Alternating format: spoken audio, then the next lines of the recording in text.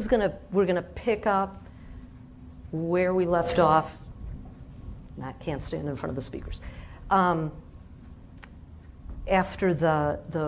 from the webinar. So on the webinar, we realized that I was probably going to run out of time, so that's why I said I was an interloper on Kristen's webinar. I did a little bit, if you remember, on just the broad sweep overview of regression modeling, and now I'd like to spend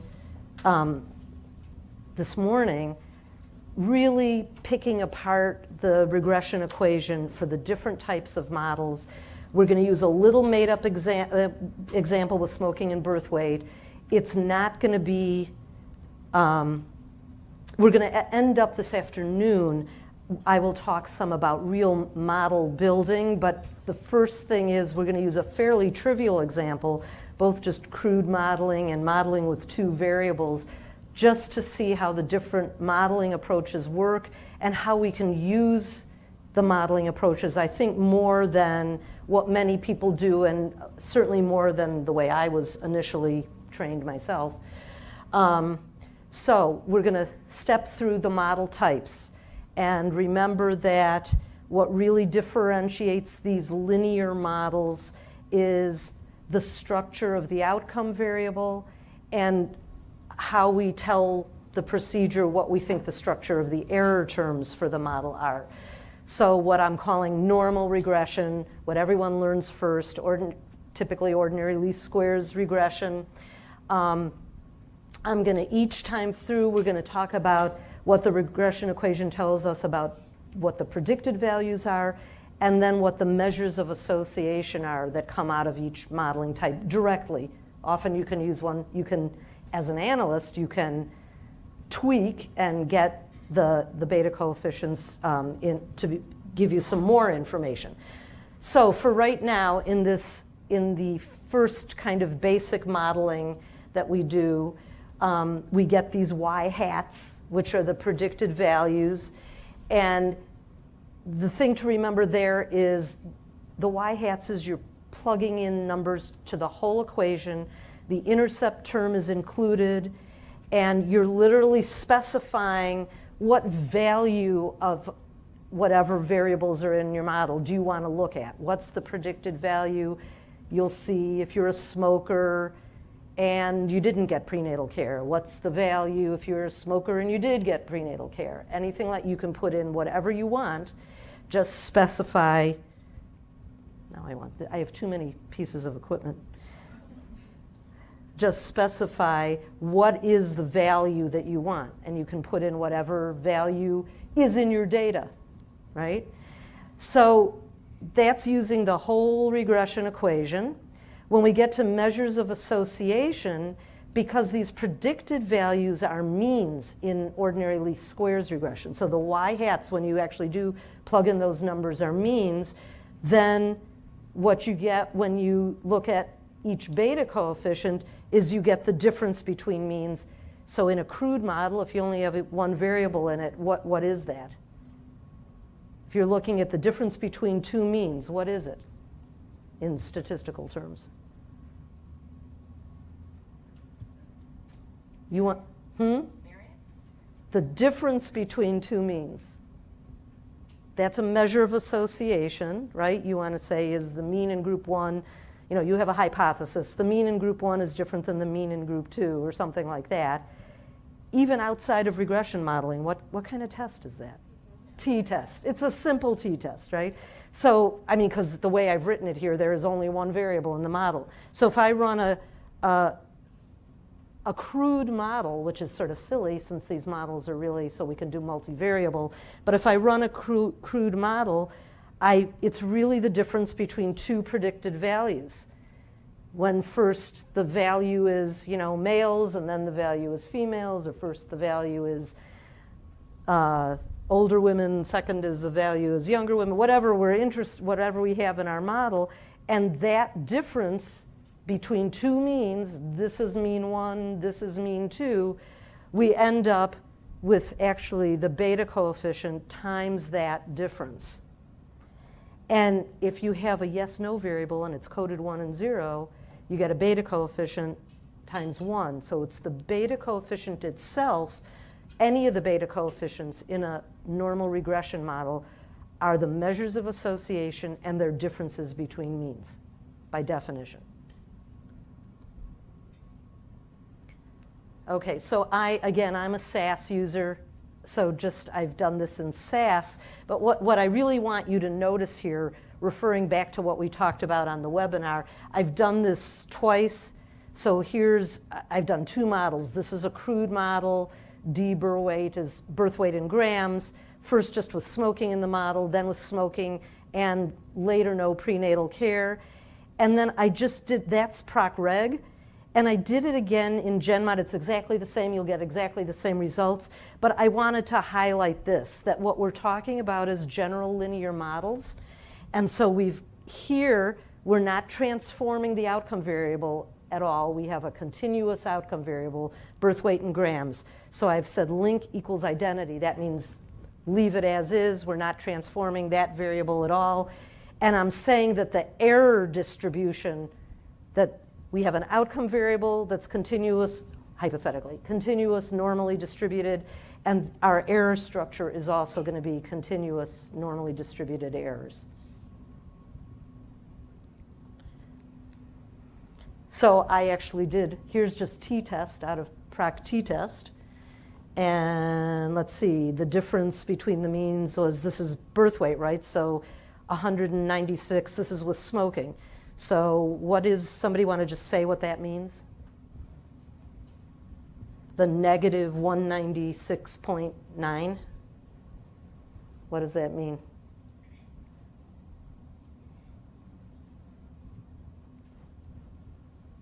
On average, women who smoke during pregnancy will, on average, the baby born to a smoking mother will weigh close to 200 grams less than a baby born to a non-smoking mother. Okay, it's the difference between 2 means. Mean birth weight 1, mean birth weight 2. I keep forgetting which thing I'm working with here. Here's the same thing using the regression modeling approach rather than the simple t-test, but we only have 1 variable in the model, still smoking. So it's a t-test, and in fact, it's a t-test, right? I mean, SAS shows it as a t-test. It's a difference between 2 means, and again, the parameter estimates are the beta coefficients. So here's the intercept term, and here's the same. I've replicated what was the simple t-test. What's this? What's the meaning of 3,352 point whatever? Yeah, but what is it? But the average birth weight to whom? So if smoking's coded 1 and 0, if I plug in the numbers into this equation, so I go 3352.73853 plus a negative, so really minus 196.88822 times either 1 or 0, right? It would be times 1 if it's a smoking mother that I want the mean for, and it would be times 0, which means this term would drop out. So for the non-smokers, this is the average birth weight. And for the smokers, it's 3352.7 minus 196, so, about 3,100, whatever it is. I'm just literally minusing. So that's the meaning of those terms in this. We do have statistical significance. That's like low on my list for understanding models, honestly, you guys. It's the p-values they're important, but they're just one piece of information. This, as you would expect, smoking predicts birth weight, right? So interrupt me. Remember, I can't see you if you're like raising. You should yell at me or something if you want to ask a question, okay? All right. So actually, I get ahead of myself. So I've just given you directly here the calculation of, when this is for smokers times 1, and this is the second mean for non-smokers, and the measure of association, and then also the 95% confidence interval. Because actually, let's go back here. So, right, we're given a standard error for the parameter estimate, for the beta coefficient. So I'm just going, just calculating the way we usually would. I actually used a z value instead of a t value. Let's go back. Here's my sample size, right? I mean, this is -1, so I actually have a sample size of 80,808. It's vital records data. These are real data. They're old, but they're real data. I didn't make them up. So I have huge sample size. So when just to do it by hand, I used, actually we can look at that too. I used the typical z value. It's a t-test. We got huge sample size, which means it's like a z-test, okay? Actually, so wait, let's go back for a minute. This is the t-test, and what did it tell me? Did it, well, we could, so, if you wanted to, we get 31, yeah, oops. Yeah, so we got the same standard error. You can look it up in a t-table if you really, but with what happens in a t-table? If you have 80,000 people in your sample, it gives you a z-value. So, see how nerdy I am?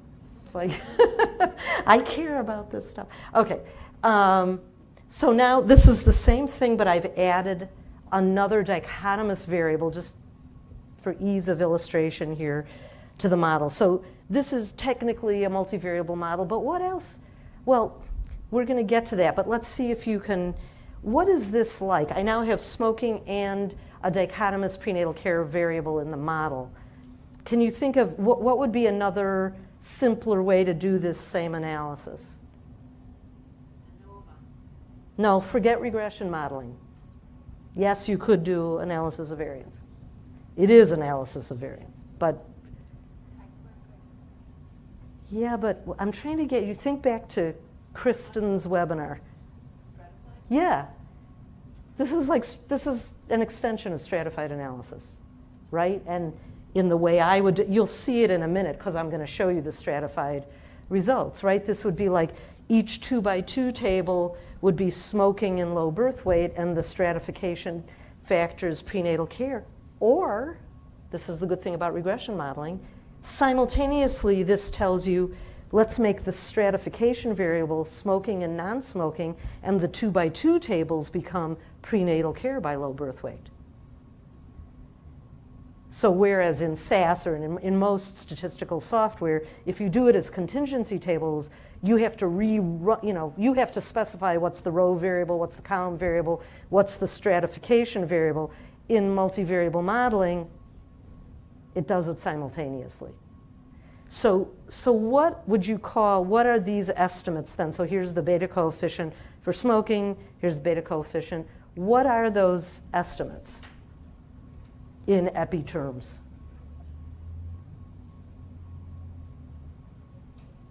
Are they crude? Are they adjusted? They're adjusted estimates, and they're mutually adjusted, right? So you're going to always say this is, on average, women who are smokers will have babies approximately 190 grams lighter than women who are non-smokers after adjusting for prenatal care, or regardless of whether they got prenatal care early or late, or at all, actually. And if you got late or no prenatal care, your baby, on average, moms will give birth to baby 71 grams, or I guess 72 grams on average, less than if they got early prenatal care after adjusting for mom's smoking status. So mutually adjusted estimates. And let's think about this. Don't we say, is there confounding going on here? Right? So if I go back to, here's the crude model, With nothing else in the model, we said there's a 197 gram difference on average between smokers and non-smokers. And then I get down here, and instead of 197, we're down to about 191. So it's definitely gone down a little bit when I've added prenatal care. Would you say that prenatal care is confounding the smoking low birth weight relationship? I mean, yeah, but is it really? What's our convention? So from 197 to 190. It's not 10%. I mean, it's, of course, you put another variable in the model, it's going to take up some of that space. But I would say these look fairly independent of each other, right? There's not a lot of confounding going on there. A little bit. I don't know if I would be worried about it. Okay. So now we're going to go look at risk differences, and you're going to hear, there's a few topics I'm going to really just go through fast today. Ashley's going to talk in more depth about risk differences because all of us, at least I do, know less about this kind of modeling than some of the others. And I'm going to end up talking about multinomial regression kind of as special topics in the afternoon. But just at first blush here, so it's the same idea. Predicted values are still, using the whole equation, intercept terms in the model,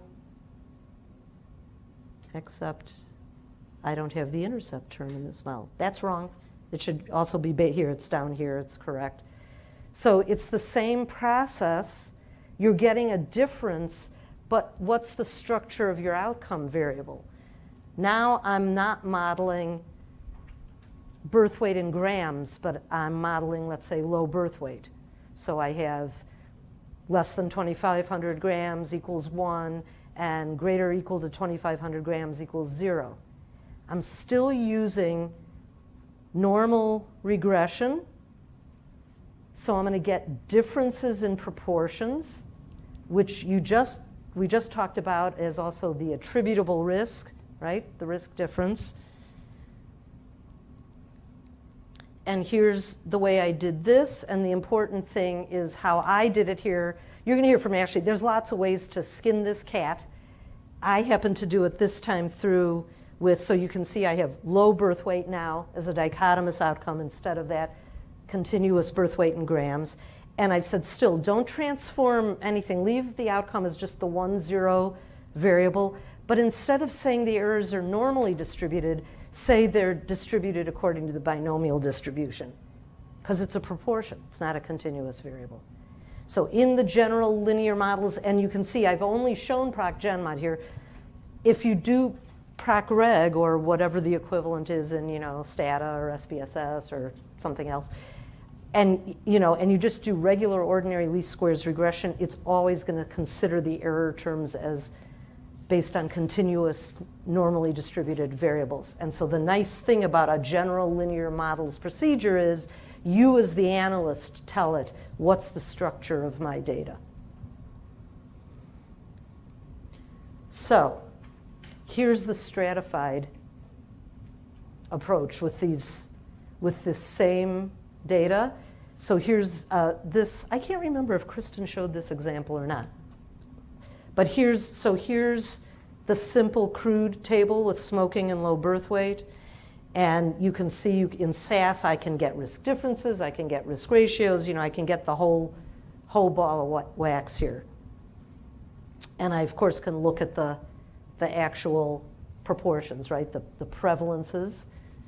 These are as you can see, the row percents. I do this a lot in SAS where just because I don't want to use up as much paper and I don't want to have to look through as much paper, I often tell SAS to just give me the frequency in the row percent, because often I'm not interested in the column percent or the overall percent. So, I mean, how many people in here are SAS users? Oh, good, a lot of you. I'm sorry if anybody isn't, but so you know what I'm talking about. I often control SAS using a lot of the options in any of the proc steps. Here's the stratified. And I've chosen to make the stratification variable later no prenatal care, and then it's so the smoking low birth weight relationship within later no prenatal care, and here for first trimester care. And, and I asked here, is there any evidence of confounding? And again, so here if you want to look at 1.8 as now a relative measure of association, or we can use the prevalence, the cohort version, 1.75 approximately. And here's the crude, 1.79. So now doesn't this feel like from 1.79 to 1.75, you know, is there a lot of confounding going on? Not really. And I've just highlighted the risk differences as well. So in this the stratum-specific risk differences, 5.8% there and 3.8%, 3.9% there. Yeah, and what do you think about effect modification, actually, since we're looking at the stratum-specific differences too? So 1.85 here, 1.7, or looking at you'll also hear more about additive interaction, but if we use the risk ratios here, the prevalence ratios, does it look like there's effect modification here? Do those stratum-specific estimates look homogeneous or heterogeneous?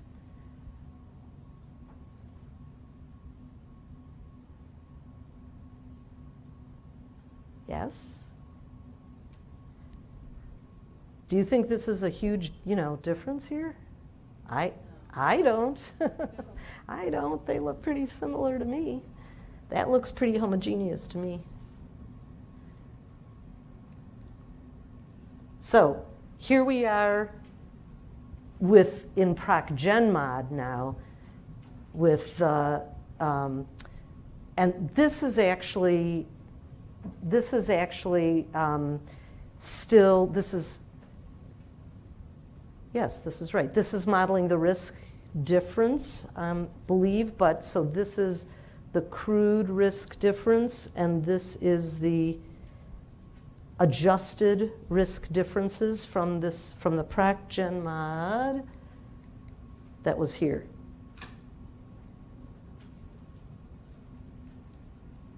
Okay.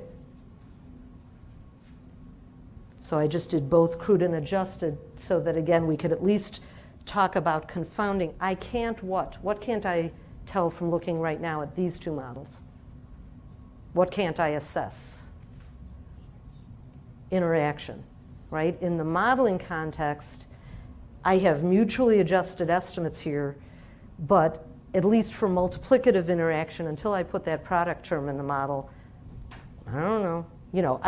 In this case, of course, it's a simple model, so we just looked at the stratified results. But I can't do it here. This is just to assess for confounding. Okay, let's do everything. Everybody's done a million logistic regressions, right? So let's just remind ourselves what that's about. So we're modeling the natural log of the odds now.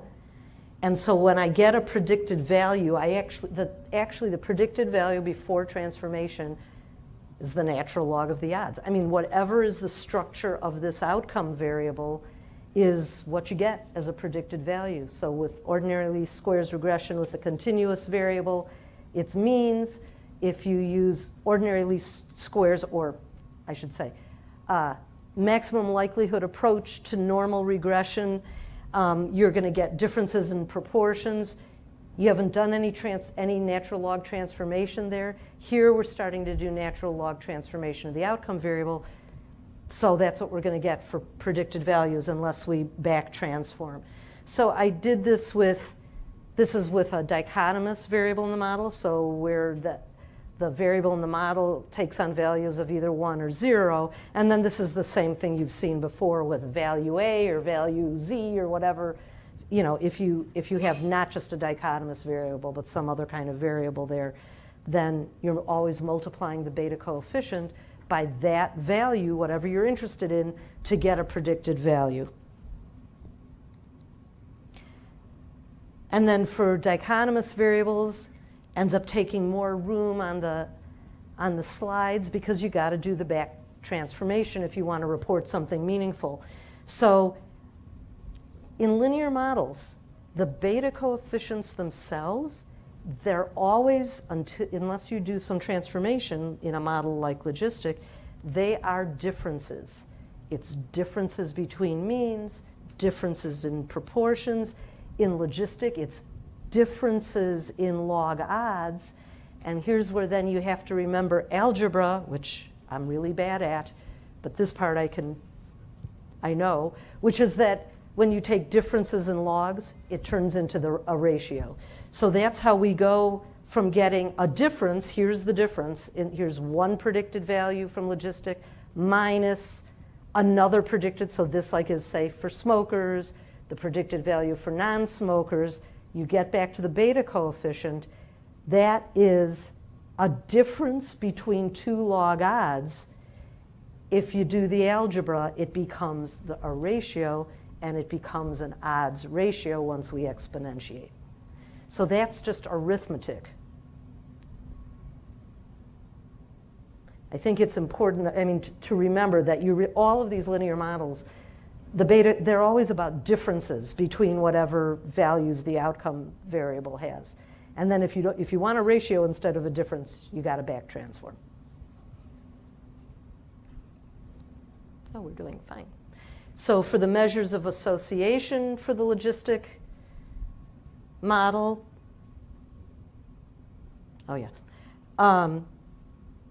again, I'm getting the first log odds, one predicted value, minus, again, it's still a difference over here because it's on the log scale, another log odds, and I'm taking the difference in general, but now if we have some weight gain during pregnancy or something, some continuous variable, and you want to know what's the difference between in predicting an outcome between if a woman gains, 30 pounds versus 20 pounds, this becomes 30, value B becomes 20, you get a difference, you transform that by exponentiating it, and it turns into a ratio, and you end up with an odds ratio.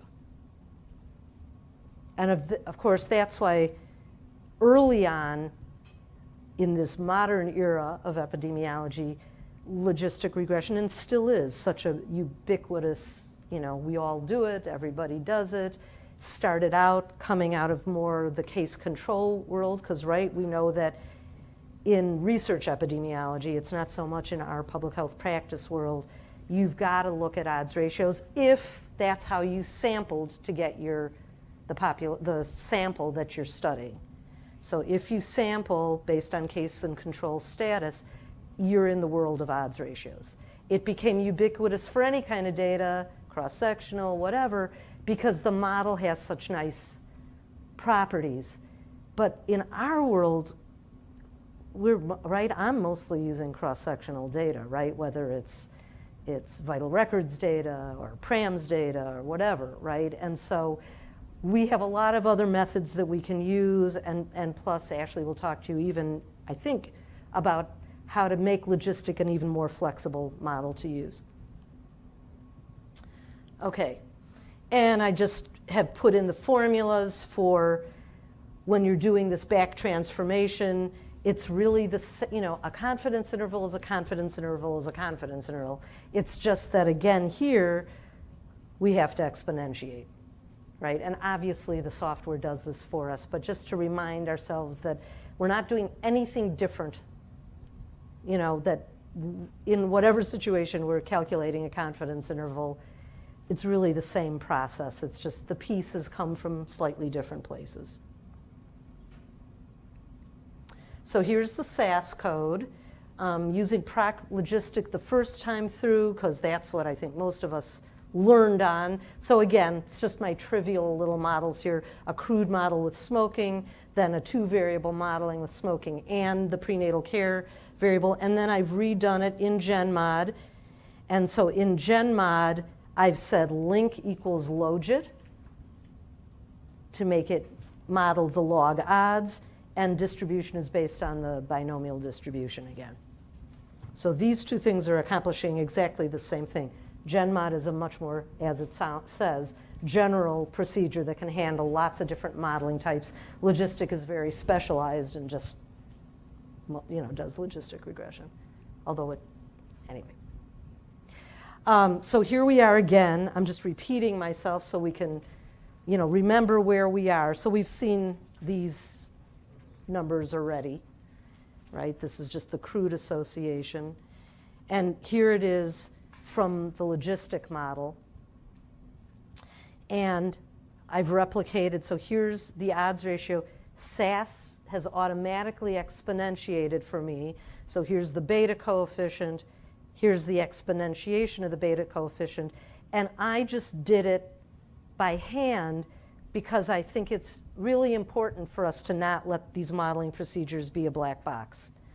So I literally did what's the numerator of the odds ratio. So the intercept term plus the beta coefficient times 1 for smokers. The intercept term plus the beta coefficient times the 0 for non-smokers. And I've replicated the 1.88. Yeah? So could you just back up a minute? Sure. So when you are your dependent variable, Yeah.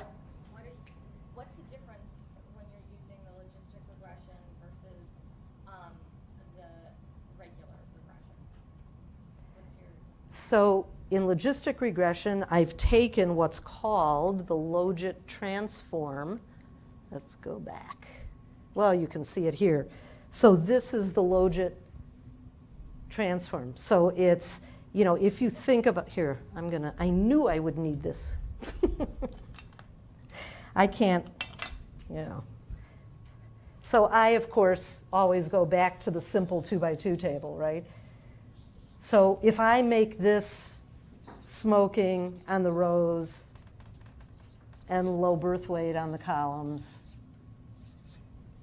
and so, this is A, B, C, D, and this is M1, M2, P1. So the P1 you see is P1 equals A over M1.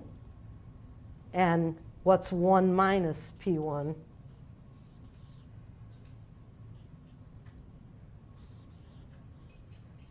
So you start out, you have these proportions, right? So sometimes this would be, I think of it actually as P2, but it's also 1 minus P1.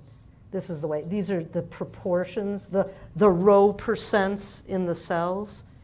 But what's the odds? This is a what? Just A over M1, what's that? What's another, what do we call it instead of, it is a proportion, but what is it? It's a prevalence or it's a risk, right, depending on the data. And the odds is what? A over B, you're inside the 2x2 table.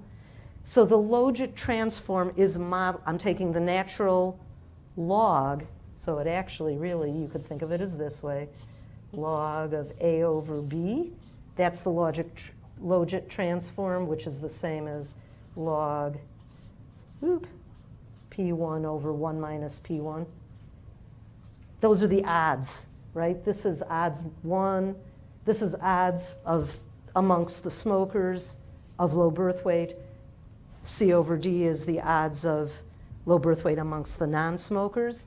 And the logit transform is modeling the natural log of those odds. Does that answer your question? No, I think I'm going more basic than that. Okay.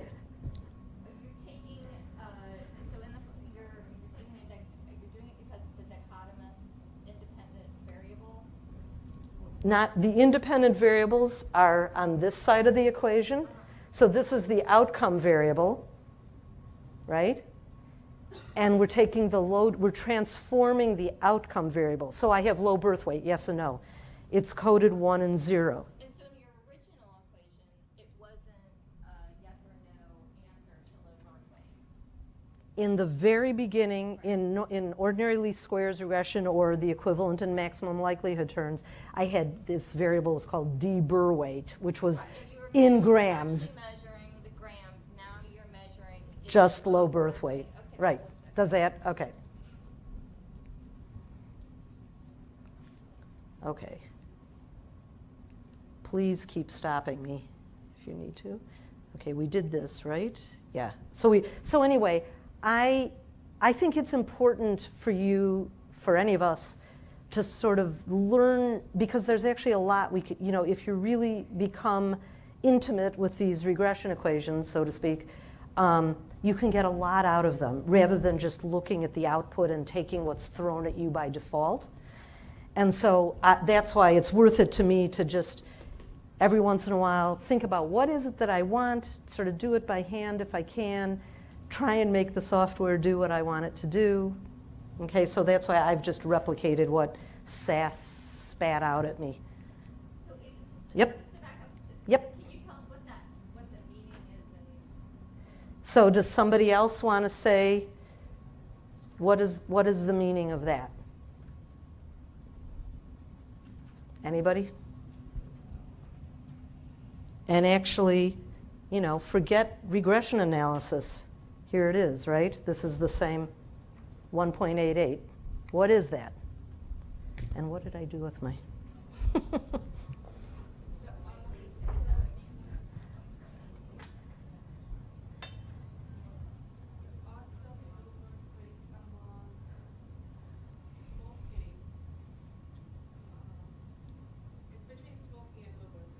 Yeah.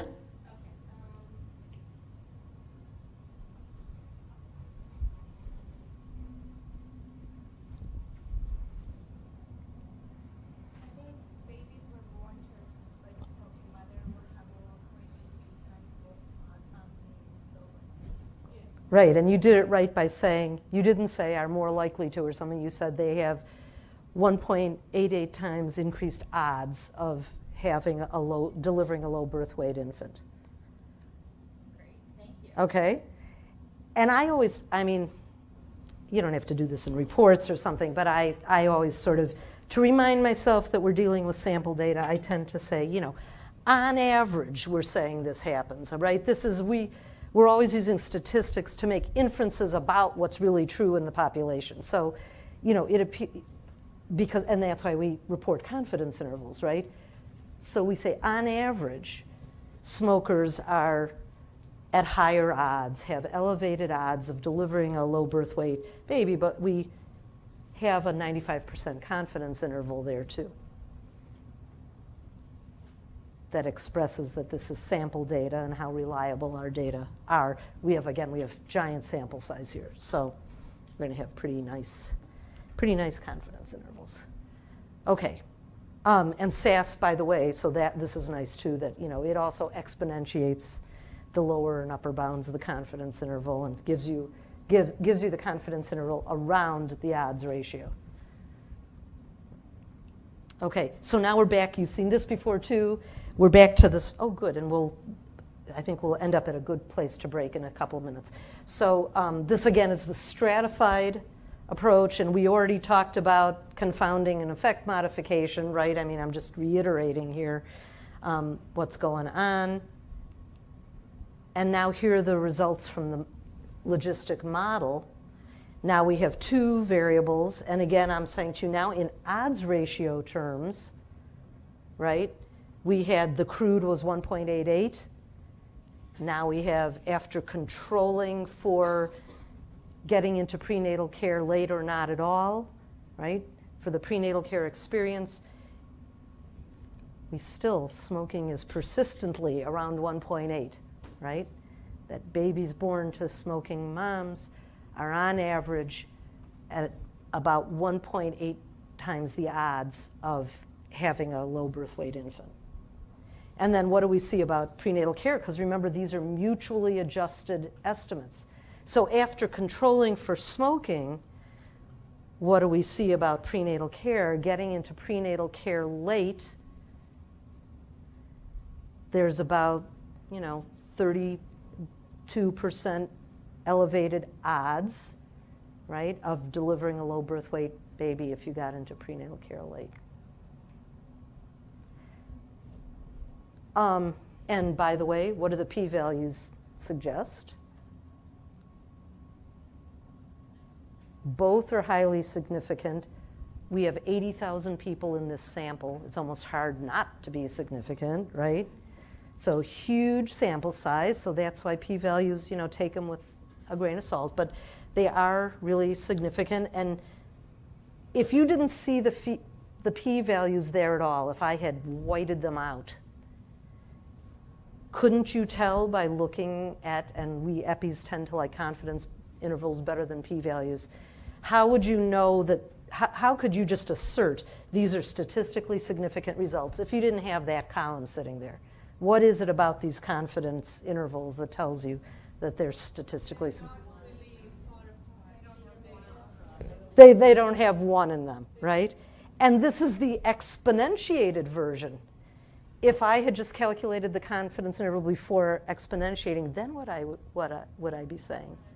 They don't have zero in them. So that's another thing you have to keep in mind just algebraically, that the log of 1 is 0. Natural log of 1 is 0.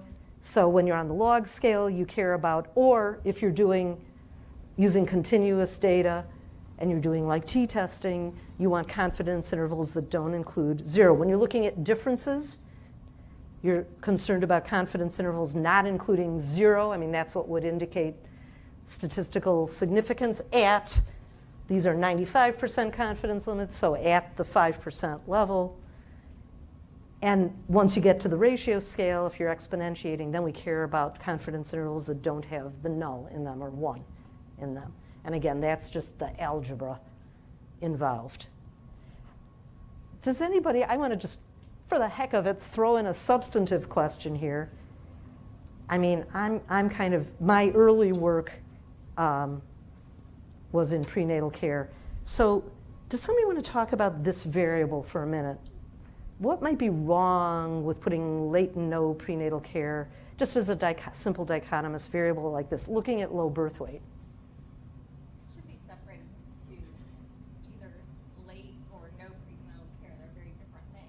Well, they are, I do agree with that, but I definitely agree with that. And we can talk about that even in relation to like the Kovalchuk index or something. But just even looking at trying to explain low birth weight and putting in late or no prenatal care, there's something very important in our field that I'm trying to get at. What is kind of weird about prenatal care? So how about, when you think about prematurity, right, if your baby's born at 32, 33, whatever, early, how is that related to prenatal care?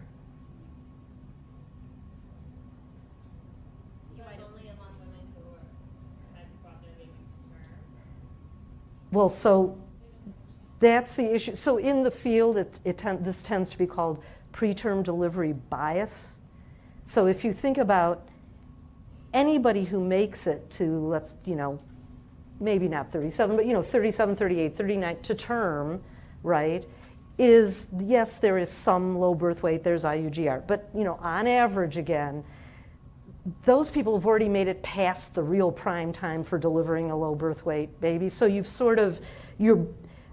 this is actually the rationale for things like the Kessner index, the Kovalchuk index, et cetera, is to try and figure out a way to get around being able to study prenatal care and taking account of the fact that, women are moving through time, and when they get prenatal care is also, and you recording it is also related to how far they are in gestational weeks. So that's a whole other discussion, which I'd love to get into, but we really don't have time to get into. But anyway, so it's not the greatest variable, just to say, okay? But this is just for illustration. Okay, and I'm going to go through like a couple more, and then we'll break, okay?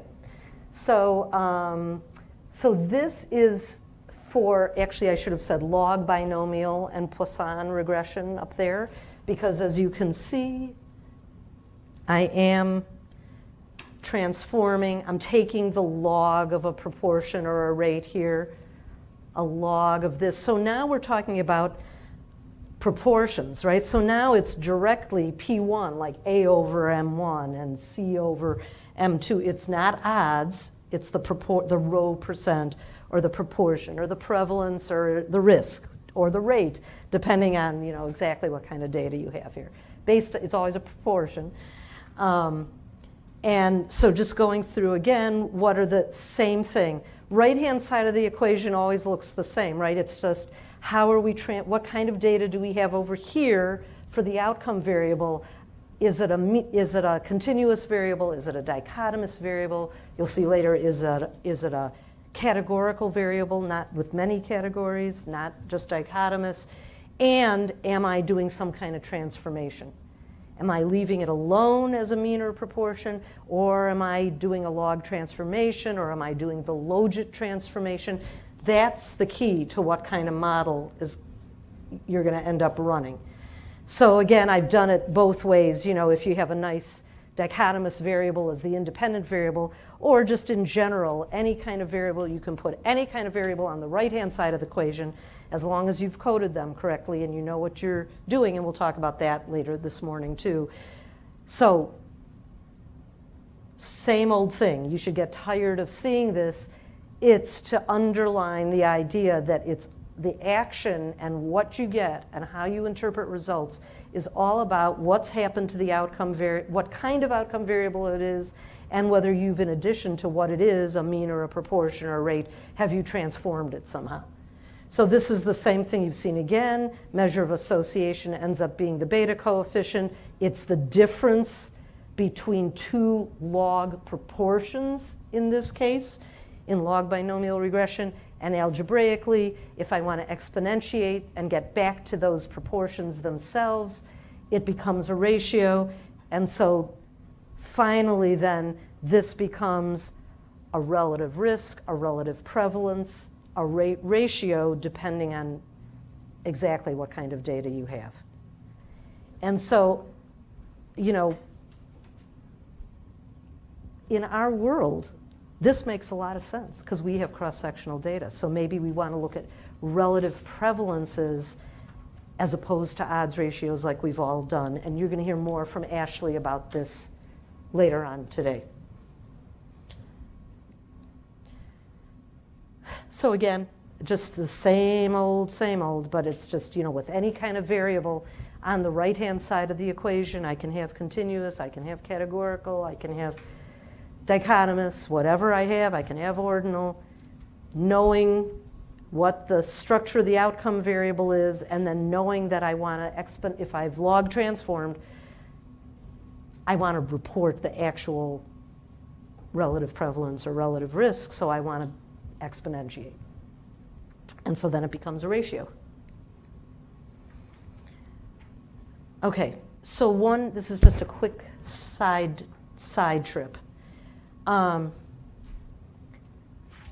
just wanted to remind you, because I know if you don't think about this stuff all the time, it's not the kind of stuff you keep at the top of your brain, what the standard error is for a proportion versus a rate.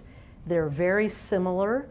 So you can see that if I have a really rare proportion, for example, if this is some proportion that's per 10,000 or per 100,000 people, either one, they're going to become equivalent, and that's why it's like a rate. Even if you think of something like, oh, well, what did we give you? We gave you like, SIDS or SUIDs per 100,000. So if you think about how the standard errors are calculated, that's like, 0.0 if it was, it was like 85 per 100,000 or something like that. So, 0.000085. Well, 1 minus that is like 0.999915, which is almost 1, right? So this reduces to that. So that's why, knowing whether you have a common or rare occurrence and how you want to specify, how you think the error terms, am I doing binomial regression or should I be doing Poisson regression and all of that. It's all about what are the variances. Deb? Yeah? What would be that threshold where Poisson crosses over and it's not, there aren't variables? That's a really good question. So I think, oh shoot, I took it out of this version. Because at one point, I actually used infant mortality as an example and looked, which is only per 1,000, right? We report infant mortality per 1,000. And I did it both ways. And I can't remember. Actually, I think I do. Hold that thought, because I think I didn't include that, but I think I have it in modeling. So here's the modeling that I did. So I did it both as log binomial and Poisson. So here you see it's link equals log in both places. Up here I said the distribution of the error terms is binomial. Here I said the distribution of the error terms is Poisson. Here, let's look at, this is the crude results. So again, I asked, do you see how this says contrast estimate results? Because go back here. We're going to talk about this later.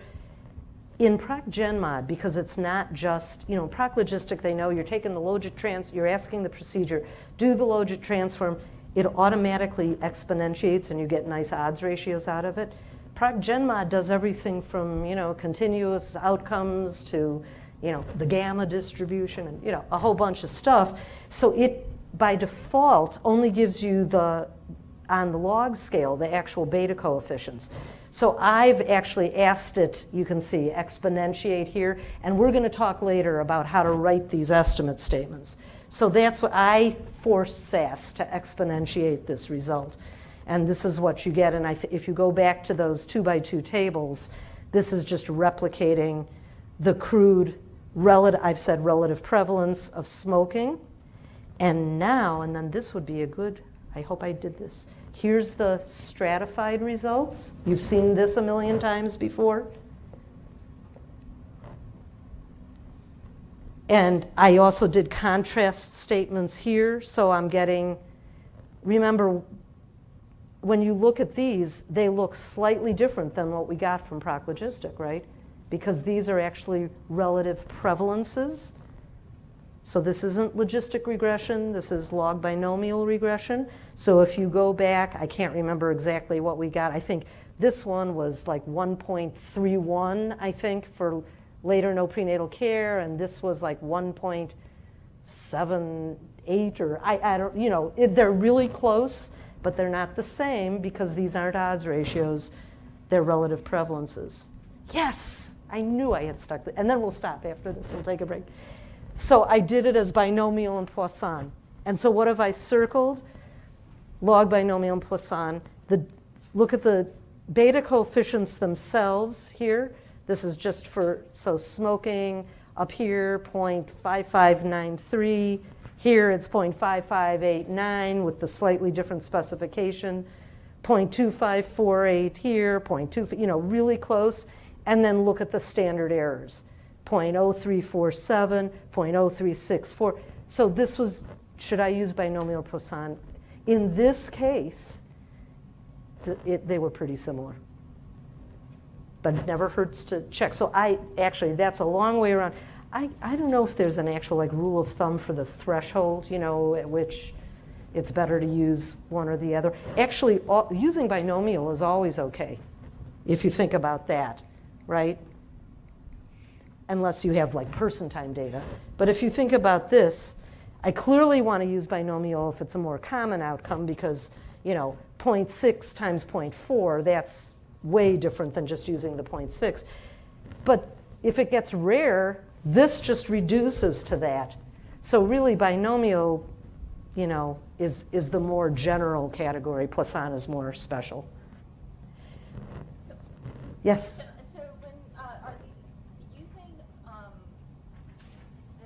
and the log binomial or the log Poisson, Mm-hmm. it's just a way to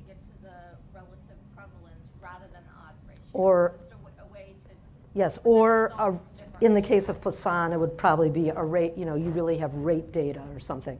It's, the rate ratio or the relative risk, you actually have cohort data, not just cross-sectional data. But yes, Just a different way to. yes, To look at the same thing. yes, Okay.